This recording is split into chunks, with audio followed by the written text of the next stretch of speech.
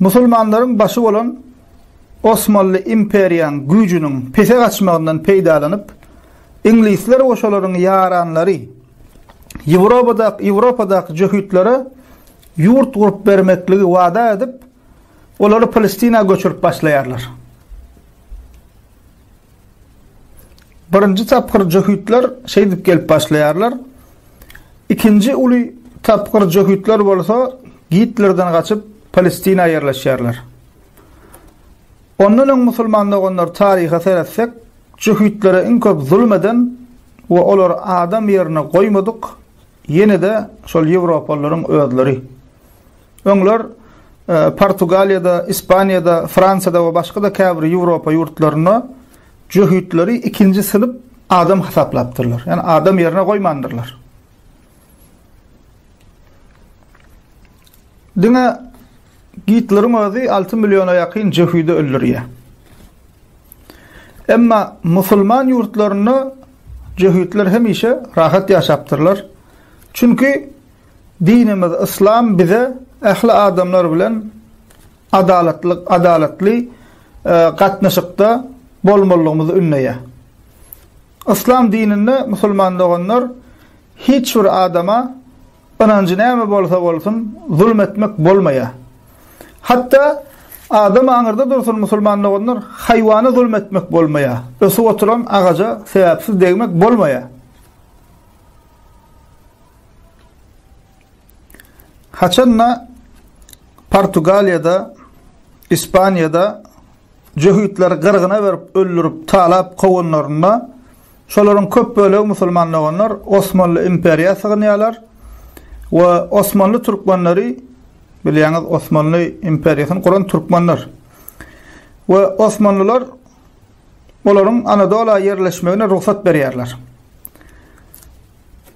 Şonuň üçin şu wagt Türkiýede ýaşap ýören cöhütleriň bir bölegi şol İspaniýadan janyny halas edip Osmanlığa sığınan cöhütleriň nesilleridir. Sorasaňyz mysal üçin Türkiýedäki cöhütlerden bir bölegi şol atababymyz aňyrdan İspaniýadan gelenip şu atama aýdýarlar, kabul edýärler.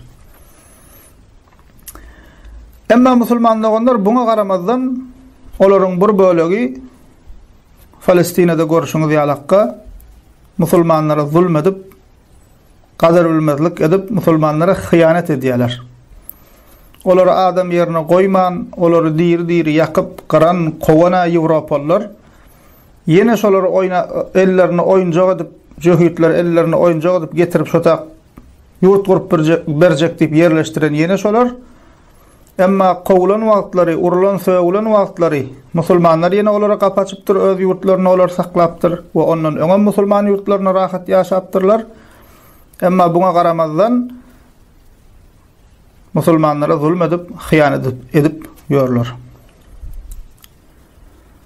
Yani Hitler'in cöhütlere çektiren azabyny şu wagt cöhütler Palestina halkyna çekdirýärler.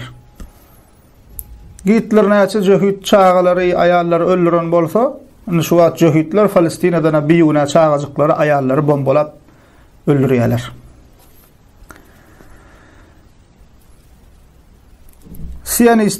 Siyonist cöhütler, musulmanlar, Amerikan we İngilizleriň gollagy bilen Palestinany ýuwaş-ýuwaşdan basyp alýarlar. Şondan bäri hem bolýaryň musulmanlaryna zulm edip gelýärler. Zor bilen öýlerini we ýerlerini elinden alýarlar.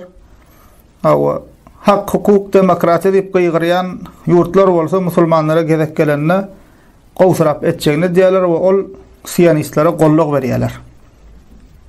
Aslında geňdäl näme üçin käfirler käfire ýardam edýär.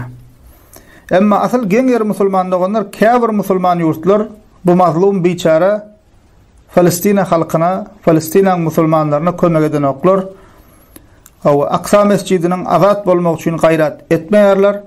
Hatta ýanky diýişim ýalakka Aqsa mescidiniň barlygyndan we basyp aljylaryň eline ýefirliginden habarlary ýok.